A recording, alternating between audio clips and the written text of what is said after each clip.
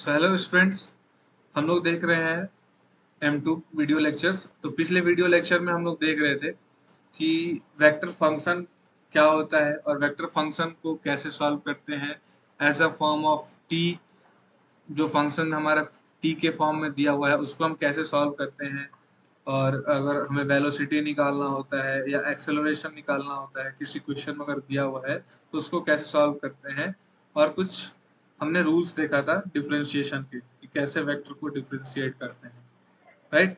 सो इस video lecture में हम देखेंगे कि ग्रेडियंट क्या होता है। सबसे पहले ग्रेडियंट को जानने के लिए किसी भी स्केलर फंक्शन में जब हम ग्रेडियंट निकालते हैं तो ग्रेडियंट निकालने से पहले हमको देखना पड़ता है, एक ऑपरेटर होता है जिसको हम कहते हैं डेल ऑपरेटर।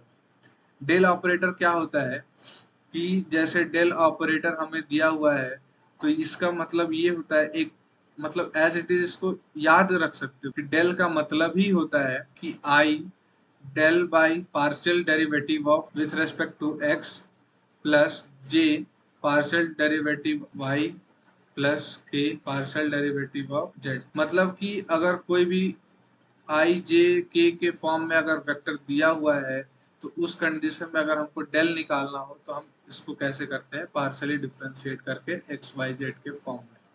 सो सिंपल सा याद रखना है हमको कि डेल ऑपरेटर क्या होता है भैया। तो डेल ऑपरेटर का मतलब ही होता है कि i into del by del x plus j del by del y plus k del by del z. ये हमको हमेशा याद रखना है, ये मस्ट है। अगर हमको यही लैप्लासियन ऑपरेटर अगर कहें, लैप्लासियन ऑपरेटर क्या होता है कि यही डेल ऑपरेटर को अगर स्क्वायर कर दे तो उसको हम क्या कहते हैं, लैप्लासियन ऑपरेटर कहते हैं। लैप्लासियन ऑपरेटर मतलब कि इसी का स्क्वायर कर दो, तो स्क्वायर करेंगे तो क्या हो जाएगा, del square by del x square plus del square by del y square plus del square by del z square. और आई का स्क्वायर हम इसलिए नहीं यहाँ पे लिखे आई जे के, क्यों, क्योंकि आई का स्क्वायर होता है वन, मतलब आई डॉट आई क्या होता है, हमेशा वन होता है।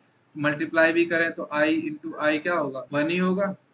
इसलिए जे भी वन होगा, अगर स्क्वायर कर देंगे तो के भी स्क्वायर करेंगे तो वन होगा। इसलिए हमको यहाँ पे केवल ये उसका मैग्नीट्यूड मिल जाएगा। सो हम देखते हैं कि gradient of a scalar function क्या होता है। तो भैया ग्रेडियंट ऑफ स्केलर फंक्शन क्या होता है कि अगर हमको कोई भी एक स्केलर फील्ड दिया हुआ है, स्केलर फील्ड का मतलब कि जो हमें फाई है, फाई एक क्या है, स्केलर फील्ड है, is a vector normal to the surface. मतलब कि किसी भी एक नॉर्मल पे, जो सरफेस है किसी भी सरफेस पे नॉर्मल वेक्टर दिया हुआ है तो उसको हम स्केलर फील्ड फाई के से रिप्रेजेंट करते हैं। और फाई क्या है यहाँ पे, फाई इक्वल्स टू, अगर सरफेस हमारे पास सी दिया हुआ है, फाई इक्वल टू सी का मतलब कि अगर कोई कांस्टेंट दिया हुआ है and has magnitude equal to the rate of change along the normal. मतलब कि कोई सरफेस अगर दिया हुआ है, इसके नॉर्मल मतलब ये नॉर्मल निकालना है कि फाई इक्वल्स टू ये सी दिया हुआ है और इस पे हमको करना है क्या, magnitude equal to rate of change of along the normal करना है, तो हम उसका ग्रेडियंट निकालते हैं। तो gradient of phi, gradient of phi क्या होगा, तो भैया ग्रेडियंट मतलब हमको क्या करना है कि जो डेल हमें मिला होगा, हम बताया था कि डेल ऑपरेटर क्या होता है। सो डेल के साथ हम मल्टीप्लाई कर देते हैं किसको, फाई को, तो हम उस सरफेस का या उस स्केलर फील्ड का ग्रेडियंट निकाल पाएंगे। सो ग्रेडियंट ऑफ फाई का मतलब क्या हो जाएगा भैया, तो डेल इनटू फाई। तो फाई डेल का मतलब हम बताए कि क्या होता है यहाँ पे, i into del by del x plus j into del by del y plus k into del by del z. और मल्टीप्लाई में क्या करते हैं हम, फाई मल्टीप्लाई करते हैं।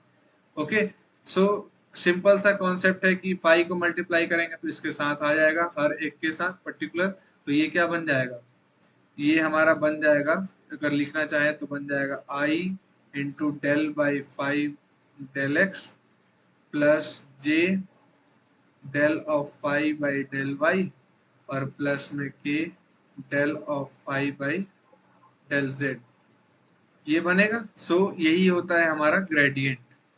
ग्रेडियंट ऑफ फाई का मतलब यही होता है। सो देख लेते हैं कि अगर हमारे पास एक एग्जांपल दिया हुआ है x square y plus y z, इसका एक एग्जांपल देख लीजिए। और डेल क्या होता है, डेल हम जानते हैं कि होता है हमारा, और जब हम मल्टीप्लाई में ग्रेडियंट करते हैं तो इसको हम ऐसा लिख सकते हैं, ऐसा लिख सकते हैं। तो भैया इसको लिखने का मतलब ये है कि डेल को एक बार, ये जो डेल दिया हुआ है हमारा क्या, एक्स स्क्वायर वाई जेड, इसको हमको एक बार एक्स के रेस्पेक्ट में डिफ्रेंशिएट करना है, प्लस जे है डेल इसी को एक्स स्क्वायर वाई जेड, ठीक है। मतलब कि इसको एक्स स्क्वायर वाई जेड के रेस्पेक्ट को एक्स के रेस्पेक्ट में एक बार डिफरेंशिएट करना है, एक बार वाई के रेस्पेक्ट में करना है, और एक बार जेड के रेस्पेक्ट में डिफरेंशिएट कर देना है। तो अगर हम इसको डिफरेंशिएट करते हैं, एक्स के रेस्पेक्ट में डिफरेंशिएट करेंगे, मतलब कि एक्स के रेस्पेक्ट में जब हम डिफरेंशिएट करते हैं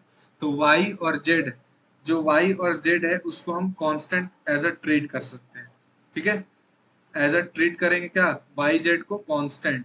तो आई को जब हम डिफरेंशिएट किए किसके टर्म में, एक्स के रेस्पेक्ट में, तो एक्स स्क्वायर का ही केवल डिफरेंशिएशन करेंगे, और एक्स स्क्वायर का डिफरेंशिएशन करेंगे, एक्स स्क्वायर का डिफरेंशिएशन एक्स के रेस्पेक्ट में क्या हो जाएगा, 2x होगा, और y है y z as a treat constant हम किए हैं, प्लस j है, अब j है तो y है, तो y के टर्म में अगर हम इसको डिफरेंशिएट करेंगे तो x और z को एज इट इज हम लिखेंगे क्योंकि कांस्टेंट हम मान लिए हैं, और y का डिफरेंशिएशन y के रेस्पेक्ट में 1 होता है, तो इनटू जेड के ले लिए, तो k में z का डिफरेंशिएशन करना है और x और y को एज अ कांस्टेंट ट्रीट करना है, तो हम क्या ले लिए इसको, तो k को हम कांस्टेंट ट्रीट किसको करना है, x और y को, तो z का डिफरेंशिएशन z के रेस्पेक्ट में 1, तो और इसको हम एज इट इज लिख देंगे क्योंकि ये हमने कांस्टेंट ट्रीट कर लिया। ये हमारा क्या निकल गया। अब यहाँ पे जब हम इसको डिफ्रेंशिएट कर देते हैं, जब हम इसको डिफ्रेंशिएट कर देते हैं तो हमारे पास वैल्यू क्या आ जाएगा भैया, अगर पूछा कि यहीं पे पूछ दिया कि हमको निकालना है एट पी, और गिवन दिया हुआ है कोऑर्डिनेट, मतलब 1 2 और 3 दिया हुआ है, मतलब एक्स वाई जेड का वैल्यू इतना पे हमको निकालना है ग्रेडियंट, तो x की वैल्यू और y की वैल्यू और z की वैल्यू हमें गिवन है, तो यहाँ पे पुट कर देंगे, तो पुट करने के साथ यहाँ x y z का वैल्यू पुट करो, और पुट करने के बाद क्या निकलता है वो यहाँ पे हो जाएगा, तो आंसर हो जाएगा। चलो पुट कर देते हैं, तो x का वैल्यू है 1 और y का वैल्यू है 2, z का वैल्यू है 3, तो यहाँ पे हो जाएगा 2 इंटू 1 इंटू, अब जरा इसको सॉल्व कर लो, ये हो गया हमारा ग्रेडियंट और ये हो गया। आपको यहाँ तक कोई भी डाउट आ रहा है तो आप नीचे कमेंट बॉक्स में मेरे को कमेंट करिए ताकि मैं आपका डाउट को क्लियर कर सकूं। सो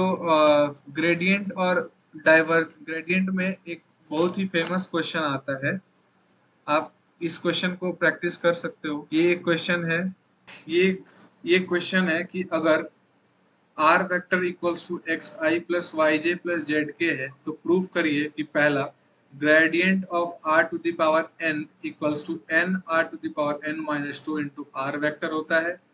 दूसरा प्रूव करना है आपको कि del operator one by r is equals to होता है minus of r vector by r cube vector के। और तीसरा आपको प्रूव करना है कि gradient of log of r is equals to होता है minus r vector divided by r square.